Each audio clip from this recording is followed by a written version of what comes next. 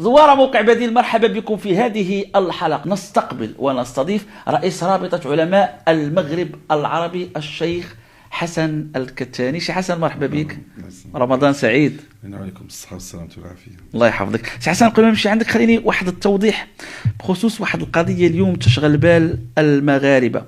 الطفلة تسمى ملاك، اليوم تغطي صورتها الصفحات الاجتماعية على حساب الجمعيه المغربيه لحقوق الانسان. احد الفروع ديالها تيقول بان الطفله العمر ديالها 13 سنه. شيخ حسن، خليني نسولك هذا السؤال واخا انت ما عندكش متبع. بشكل عام طفله عندها 13 عام في مركز لحمايه الطفوله جنحه وتشهير، رايكم؟ بغينا نشوف راي السي حسن. الحمد لله والصلاة والسلام على رسول الله وعلى صحبه وموالاه.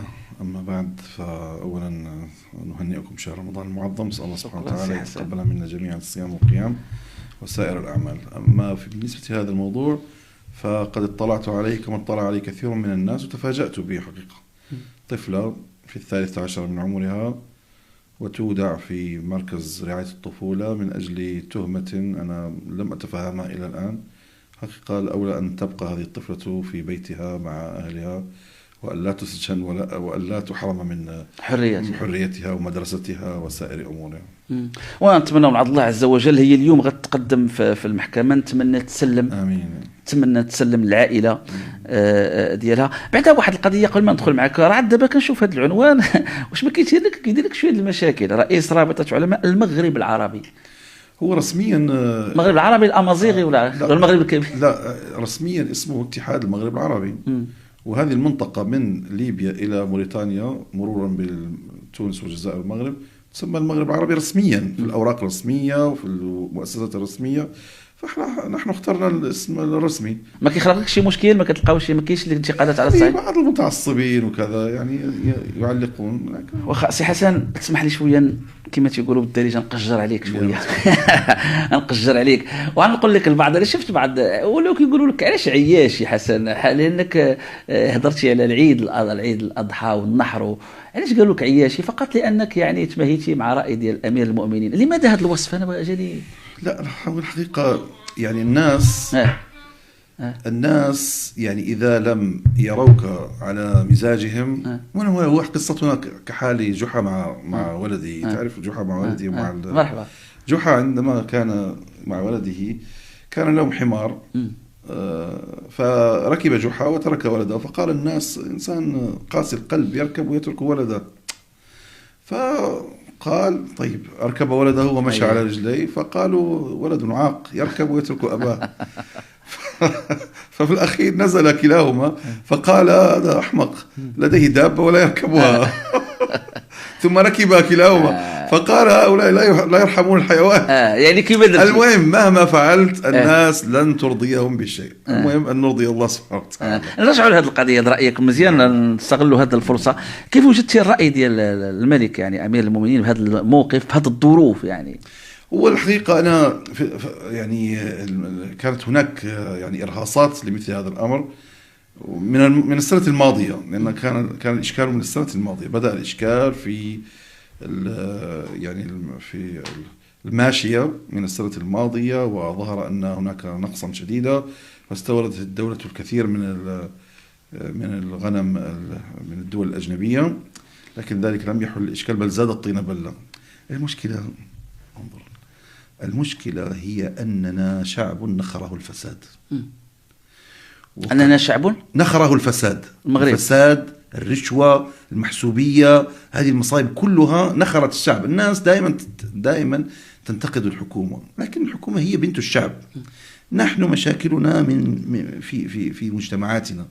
لا يمكن أن ننكر أن مجتمعنا فيه يعني الاختلاسات المالية، يعني تأتي فقط بعامل في بيتك يختلس ويسرق أو خادمة أو كذا تجد العناء معهم. فكيف بالمسؤولين؟ فكيف بجميع يعني طبقات المجتمع؟ المشكلة حتى الدولة لما أردت أن تصلح موضوع يعني الماشية، ويعني يستطيع الناس أن يغطوا النقص الموجود في بلادنا، أيضا تصرف الناس في ذلك، وكانت يعني أرق ذلك ميزانية الدولة من غير فائدة. الآن المعلومات التي لدي أنه فعلا هناك يعني مشكلة عويصة في ناحية الماشية، وأن الدولة وإن حاولت أن تحل الإشكال لم يحل. الإشكال معقد من ناحية القحط، معقد من ناحية المحسوبية، معقد من ناحية استغلال يعني السماسرة لحاجات الشعب، وهذا داء خطير جدا. يعني الإنسان يهتم فقط بجيبه وينسى إخوانه وينسى شعبه وينسى المحتاجين وما إلى ذلك. والأصل في العيد أنه لمواساة الناس، والأصل في هذه المناسبة أن تذكرنا ببعضنا البعض، تذكرنا بالله سبحانه وتعالى أولا ثم تذكرنا ببعضنا البعض. لكن الواقع فالآن الدولة أرادت أن تنظم هذا الأمر. هل هذا الأمر جائز أو غير جائز؟ طبعا يعني الدولة لم تلغي العيد، العيد يعني موجود مستمرة، ولم تمنع الناس من التضحية مطلقا. إنما كان هناك، قالت بأن هناك حالة معينة، قالت هناك حالة معينة نريد أن نتجاوز هذه الإشكالية ونستمر. أنا أتفهم هذا الأمر، هذا الذي يمكن أن أقول. إلى ذبح شي واحد العيد، واش يمكن يذبح شي واحد دابا العيد، ولا الأمر ولا بالمنطق سميتو يعني ما واحد خصو يذبح؟ يعني هو الرسالة كان فيها يعني جلالة الملك قال أنا غنوب. نعم صحيح، قال أهيب الشعب، يعني أطلب منه أن لا يذبح. هو غادي يذبح نيابة على الناس، قال إنه سيذبح نيابة عن الناس طبعا. يعني لكن يبقى الأمر، يعني هل إذا ذبح البعض، وفي جميع الأحوال الغالبية العظمى لن يذبحوا. لما؟ لأن هذا القرار رفع عنهم الحرج الذي كانوا يجدونه. يعني كثير من الناس يذبحون لا تدينا بل عادة، بل على سبيل العادة والتقليد، ويجد المرء فيهم الحرج الشديد إذا لم يذبح، لأن أبناءه سيرفضون ذلك، لأن الجيران سيعلقون عليه، لأن يعني تجد الشخص ليس متدينا أصلا وهو يبذل جميع ما عنده من أموال ويستسلف من هنا ومن هنا، بل قد يستسلف بالربا حتى يؤدي هذه الشعيرة. وهذا خطأ، لا شك أنه خطأ. هل لأن العلماء لم يستطيعوا أن يوصلوا هذه الفكرة للناس فيغيروا هذا الأمر، أم أن العادات أقوى بكثير من حتى من دروس العلماء وما إلى ذلك؟ كلا الأمرين حاصل. العلماء لم يؤدوا دورهم الكبير في هذا الموضوع. يعني قد يقولونه يعني في دروسهم هكذا، لكن حتى نحن نعاني معاناة كبرى من قلة الدروس، من قلة تعليم الناس لا تعرف شيئا مع الأسف. المجتمع عندنا المساجد معطلة، ومع الأسف الشديد الآن أممت المساجد حتى أصبحت حتى الخطب الآن يعني يراد لها أن تكون خطبا موحدة، فالناس أصبحت تشمئز من خطب الجمعة ولا تجد أي فائدة من الذهاب إلى المساجد. هذه مصيبة حقيقة نعاني منها. إذن أصبح لدينا المسجد لا يؤثر في الناس، والعالم لا يؤثر في الناس، والقنوات التلفزية والرسمية لا تؤثر في الناس. شيء عجيب سبحان الله. يعني مثلا ظاهرة كهذه أو قرار من الدولة كهذا القرار، وهو يتعلق بشعيرة إسلامية، كيف يؤتى في القنوات الرسمية بدل أن يؤتى بالعلماء ليبينوا هذا الأمر، يؤتى بشخص مثل كاتب علماني لا علاقة له لا بعلم ولا بدين، ويبين للمغاربة دينهم، يبين لنا هذا أمر لا. يعني هذا الشخص يعني فضولي لا شأن له بهذا الأمر. لماذا يؤتى به؟ يعني لهذا يعني كان المفترض لقنواتنا أن تأتي بالعلماء المعتبرين الرسمي الذين لديهم نصيب من العلم الشرعي ولديهم شهاداتهم ليبينوا للناس الأحكام الشرعية في هذا الموضوع. لكن مع الأسف هناك تهميش للعلماء أو استغلال لهم بوسيلة أخرى، ثم استبدال أمثال هؤلاء المفكرين الذين لا دين لهم بهم.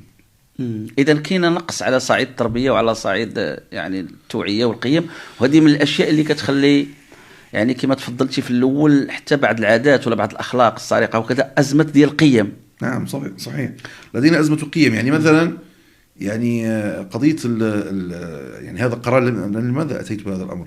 قلت أن هذا القرار سيجعل كثيرا من الناس يعني سيرفع الحرج عنه. سيرفع الحرج عنه. هذا حدث. الآن كثير من الناس، أنا بلغني أن كثير من عامة الناس فرحوا بهذا القرار لأنه رفع عنهم هذا الحرج. الناس كانت تحمل هما كبيرا لأضحية العيد، خاصة في السنة الماضية كانت غالية جدا. يعني استغل المضاربون احتياج الناس وطلبهم للأضحية فرفعوا الأسعار رفعا جنونيا، وهذا لا شك أنه في التاريخ الإسلامي كيف كاين تجارب من الرسول صلى الله عليه وسلم كيف كان كيتعامل في هذه الحالات، مثلا الأضحية ما كيكونش بحال هذا الجفاف ولا هذا المشكل؟ كاين تجارب؟ لا، يعني زمن النبي صلى الله عليه وسلم لم يحدث هذا، لكن زمن الخلفاء الراشدين حدث. كيف واجهوا أنه في بعض السنوات الخلفاء الراشدين أنفسهم أعلنوا أنهم لن يضحوا، ومنهم من قال أنا سأضحي بدجاجة. يعني طبعا الدجاجة ليست أضحية، لكن أراد أن يبين أنه الأضحية ليست واجبة حتى تلزموا أنفسكم بها. فيعني هذه وسيلة أن رأس البلاد وهو الخليفة أو أمير المؤمنين لم يضحي. لا ترهقوا أنفسكم إذا لم تكونوا قادرين على الأضحية. هذا معنى فعل أبي بكر وعمر رضي الله عنهما. وهناك أيضا فعل أبو بكر نعم، فعل أبي بكر وعمر لم يضحي وخرج وقال أنا لن أضحي حتى لا يلزم الناس بالأضحية. بمعنى أنه نحن حقيقة نحن نفتخر المغاربة بأن سنة الأضحية عندنا موجودة. أنا عشت في المشرق درست في الأردن لا توجد الأضحية نادرة، حتى عند المتدينين نادرة، إلا بعض الذين يعني يحاولون إحياء السنة وكذا. أما الغالبية العظمى من الناس يمر العيد وعندهم من غير أضحية. لكن نحن أظن في الشمال الأفريقي كله، ليس في المغرب فقط، ولكن المغاربة بالخصوص متشددون جدا في قضية الأضحية. قسموا العيد الكبير. نعم. شوف غسمية عيد كبير. ولاحظت أن هذا الأمر موجود في تركيا أيضا. أيضا يضحون وكذا، وعندهم قضية القربان وقضية كذا يعني موجود. ومرة حضرت عيد الأضحى في قبرص تركيا، فكان الناس يأتون باللحم، يعني طلبة. أنا كنت عند أخي طالبا، كان أخي طالبا هناك، فكان يأتون إليهم بالهدايا من اللحم وما إلى ذلك، على أساس أنهم يعني غرباء وكذا. فهذه العادة موجودة عندهم، مع أن الأتراك يعني خاصة في قبرص غير متدينين، لكن حافظوا على هذه العادة التي أصلها سنة. وهذا مثل حالنا نحن، كثير من الناس تجد أنك رجعت من صلاة العيد وهم قد ذبحوا، هذا خطأ. الأضحية تكون إلا بعد ذبح الإمام، لكن سبحان الله أصبحت عادة. حسن، من المواضيع المهمة اللي نبغي ناخذ رأيك الآن والمغاربة انشغلوا بها بشكل كتير هو الأسعار. وهذا الموضوع تفجر أكثر عندما ظهر شاب في مدينة مراكش بائع للسمك وحدد ثمن السردين في 5 دراهم. تبعتي هذه القضية أكيد حسن. أنا بغيت نسولك، كان جوج الأفكار كيف يفسر السي حسن هذا الغلاء؟ هل المضاربين كي اللي كيسميهم، أنا كنت حفظ هذه العبارة الشناقة، هل المشكل في الحكومة في تحديد الأسعار؟ هل في السياسات؟ بغيت نشوف رأي السي حسن. كل ذلك موجود. وقد ظهرت قضية غلاء الأسعار بعد أحداث كورونا، بعد جائحة كورونا ارتفعت الأسعار بشكل غريب. ثم هناك ظاهرة غريبة، الله سبحانه وتعالى يقول ولولا دفاع الله الناس بعضهم ببعض لفسدت الأرض. يعني بمعنى أنه هناك قانون التدافع، بمعنى أنه إذا طغى شيء يدفعه شيء آخر. هذا كذا قانون، وقانون حتى فيزيائي، لكل فعل رد فعل مواجه له أو مقابل له. هذا رد الفعل هذا إذا لم يكن فإن الجانب الآخر سيطغى. نحن في المغرب تكون لدينا عبر السنوات نوع من الأنانية وحب الدنيا وكراهية الكفاح. أصبح الناس لا يحبون الكفاح، لا يحبون أن يضحوا. تضحية لم تعد موجودة لدينا.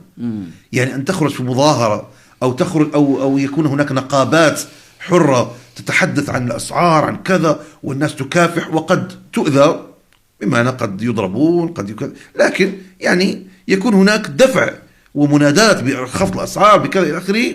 لم يعد هذا موجودا عندنا، وأصبح هذا مدعاة لتغول المضاربين، فأصبحوا يفرضون الأسعار التي يشاءون ولا يجدون أصلا أي اعتراض من الناس. والناس كنا قديما نقول الناس تثور من أجل الخبز، وكانت هناك ثورات كبرى في البلد من أجل الخبز. يعني الخبز مرة ارتفع ثمنه بدرهم أو أقل، يعني ثمن يعني ريال ولا ريالين، يعني لم يكن هناك درهم. نعم، ثار الناس كله في الدار البيضاء لكن اليوم أصبحنا نرى الأسعار ترتفع ارتفاعا صاروخيا مخيفا. شنو النظر؟ الناس لا تعترض، والذي يرفع الأسعار يرفعها كما شاء حتى فوق المحتاج. والشاب المراكشي بين هذا، بين أن السعر الحقيقي لسمك السردين هو كذا وكذا، وأن المضاربين يرفعونه أضعافا مضاعفة، والناس تتقبل وتأخذ وتشتري. كان قديما الناس يعني إذا سنوات قليلة قالوا يعني دعوا السمك يخنز، دعوا كذا، يعني لا تشتروه، والناس كانت تتفاعل. لا، الناس اليوم لم تعد تتفاعل. خلينا نسولك سي حسن في موضوع الأسعار، ماذا يقول الإسلام؟ الأصل في الشرع أن الحاكم لا يسعر، يترك السوق بحسب العرض والطلب. لكن ثبت أن الخلفاء الراشدين سعروا بعد ذلك عندما بالغ التجار في رفع الأسعار. تدخل الخلفاء. نعم، تدخلوا ورأوا ولذلك نعم. أسمح لي حسن وتكمل. أنا لا أذكر شي نص فيه حتى في الإسلام ما يمكن لكش تبيع بواحد الثمن قليل مرة باش تهلك اللي حداك. صحيح.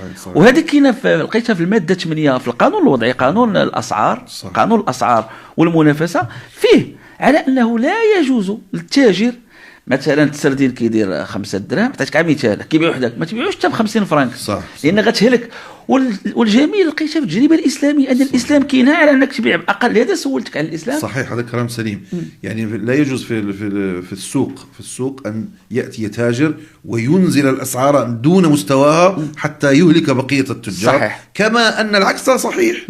لا يجوز للانسان ان يرفع السعر رفعا صاروخيا ولا يبالي بالناس ويستغلهم. وهذا يحدث كثير من الجشعين، يستغلون الحروب، يستغلون القحط، يستغلون كثيرا منهم. لذلك نهى النبي صلى الله عليه وسلم عن الاحتكار، وقال من احتكر فهو خاطئ. لماذا؟ لأن المحتكر يأتي إلى سلعة يحتاجها الناس فيحتكرها عنده إلى أن ترتفع أسعارها فيخرجها بسعر عال، وهذا فيه ظلم للناس وفي إرهاق لجيوب المساكين وجيوب الناس بشكل عام. إذن هذه كلها من الأمور المحرمة. ولذلك وإن كان النبي صلى الله عليه وسلم في حياته رفض أن يسعر، وقال أرجو أن لا ألقى الله عز وجل وقد يعني حرمت شخصا مالا أو ما إلى ذلك. لكن لما رأى الخلفاء الراشدون أن الناس قد بالغوا في رفع الأسعار وأن السعر قد أصبح مرهقا للناس، سعروا تسعيرا يناسب السوق في ذلك الوقت. فلذلك التسعير نص العلماء على جوازه إذا اضطر السوق إلى ذلك. سي حسن خليني نسولك، مادام كنناقشوا هذه الأمور ديال التجارة، كاينه بعض المؤاخذات كتوجه لكم انتم يعني الناس العلماء ديال المهتمين في هذا الشأن. ما كاين اللي كيقول ما كتهتموش بهذه الأمور الحياتية ديال الناس، معيشة، الغلاء، الدواء، الأسعار، عدد من الاشياء، وكتهتموا بعض الامور اللي هي ايديولوجيه ولا امور اللي هي وكيحسوا بكم الناس انكم بعيدين عن الواقع وانكم ما كترتبطوش بمشاكلهم اليوميه. المغربي عنده مشكل مع الغلاء ديال الضوء، عنده مشكل مع الغلاء ديال الضوء، ديال المعيشه، ديال المحروقات، ديال السكن، ديال ما كنلقاوش فتاوي واجتهادات ومعارك بهذا الخصوص. ولكن عندما يتعلق الامر كيقول لك مثلا شي حاجه فيها المراه غنعطيو حقوق للمراه، ولا امور فيها مثلا هاد نقاش الحقوق الحريات الفرديه والحريات كذا، كنلقاوكم تنخرطون في المعارك او لا اي حاجه خصوصا عندها فيها المراه. اي حد اتهام لموجهكم صحيح؟ يعني هو القضية تكاثرت الظباء على خراش فما يدري خراش ما يصيد. يعني الناس ليسوا سواء، يعني هناك من يتحدث كثيرا في مسائل الخاصة ومسائل المشاكل الاجتماعية وما إلى ذلك، وقد عرف بعض الدعاة بهذا الأمر، وهناك من يتحدث في الأمور العامة وأمور التي لا علاقة بالمرأة أو غير ذلك من الأمور. فلا يعني لا يمكن أن يطلب من الإنسان أن يتحدث في كل شيء ويدخل في جميع المعارك. لكن الناس يعني هناك متخصصون في معارك معينة، وهناك أناس يتحدثون يعني هنا وهنا وهنا، يعني فالأمر لا يمكن تعميمه بهذه الطريقة. نختموا هذا المحور ديال فلسطين. مجيء ترامب هل يمكن أن يكون إضافة نوعية؟ واش يمكن يكون الحل؟ هو ترامب صحيح أنه هو الذي أعطى إسرائيل أو أعطى الكيان المحتل اعترف له بأن القدس هي عاصمته الأبدية في ولايته الأولى.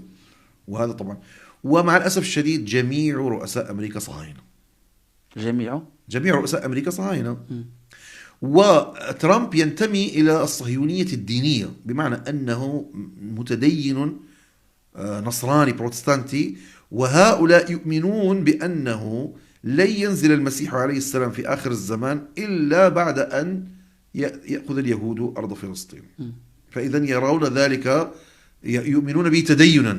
هناك كلام كثير عن نصرانية الصهيونية النصرانية. فإذا هو يؤمن بهذا الأمر. لكن ترامب عنده عدة أمور أرى أنها في صالحنا. مثلا المسألة الأولى أنه ضد الشذوذ وكل ما يتعلق بهذه الأمور. هو من هذه الناحية متدين، ويرى أن الشذوذ مرفوض وأن التحول الجنسي مرفوض ومن ذلك. فإذا ألغى ذلك في أمريكا، وهي من أكبر دول العالم، وهي التي تصدر الناس مثل هذه الأمور، فهذا سيؤثر على العالم كله من هذه الناحية، وقد أصدر قرارات مهمة في هذا المجال. هذه مرحلة. النقطة الثانية أن ترامب مهتم جدا بإيقاف الحروب في العالم والاهتمام بالشأن الداخلي. فإذا هو يريد أن يركز على الشأن الداخلي أكثر ولذلك يريد أن يوقف حرب أوكرانيا، هو الذي أوقف حرب غزة بالمناسبة، إلى غير ذلك من الأمور. لكن هل ما يحدث الآن هو محاولة لي ذراع حماس والقيادة في فلسطين إلى أن يأخذوا منها أكثر تنازلا أكثر، أم هو ذهاب إلى الحرب؟ أنا لا أظن أنهم سيذهبون إلى الحرب، لأن ترامب ليس صاحب حروب ولا يحب الحروب. فيعني قد أقول إن مجيء ترامب فعلا قد يكون سببا في إيقاف الحرب، لكن ليس حبا فينا، إنما لأن سياسته هكذا، يركز كثيرا على الداخل الأمريكي، ويكره هذه الحروب التي تستنزفه أيضا، تستنزف الولايات المتحدة. وترامب تاجر، يرى أن صرف هذه الأموال الطائلة في بلاده خير من أن يصرفها على كيان أجنبي. هذا الذي أراه الله. دعوته بالنقل الغزاويين أو الناس ديال غزة إلى بعض الدول العرب، كيف وجدتوا هذا الدعوة؟ بعض الناس يقولون إن هذه فقط فقاعات إعلامية ليلتهوا عما يريد أن يفعله داخل بلاده، وإلا هذا الكلام حقيقة كلام غير واقعي، كلام يعني أشبه ما يكون بكلام السكارى، ليس كلام العقلاء. لذلك وإن كان هو قد أصدر مؤخرا مقطعا يبين يعني بالذكاء الاصطناعي أن غزة أصبحت فعلا واحة جميلة من يعني يمكن للإنسان أن يصيف فيها، وأظهر نفسه هو ونتنياهو على شواطئ بحر غزة وما إلى ذلك. لكن الحمد لله غزة لها قيادة رشيدة، وهي مؤتمنة على تلك الأرض، ونسأل الله سبحانه وتعالى يوفقهم ويسدد خطاهم. ختموا سي حسن بشهر رمضان الفضيل، سي حسن كيف كيقضي شهره؟ ختموا هذا. أنا شهر رمضان حقيقة أتخفف كثيرا من الالتزامات، وقد جرت عادة علمائنا رحمهم الله في التاريخ، الإمام مالك وغيره من الأئمة، أنهم يتفرغون للقرآن الكريم، فلذلك أقلل من الدروس الأخرى والالتزامات الأخرى وأتفرغ للقرآن الكريم.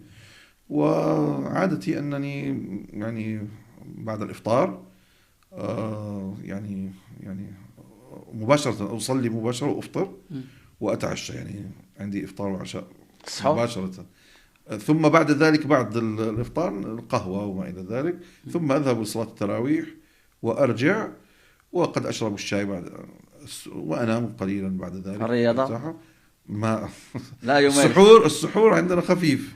يعني إذا طلبت منك سي حسن شي نصيحة للجمهور ديال موقع بديل في هذا الشهر رمضان، أنت كعالم بماذا تنصح الناس في هذا الشهر رمضان، سواء على صعيد الأكل، سواء على صعيد العبادة، سواء هو النبي صلى الله عليه وسلم يعني لما سئل لما نصح معاذ رضي الله عنه قالوا أمسك عليك هذا، يعني اللسان.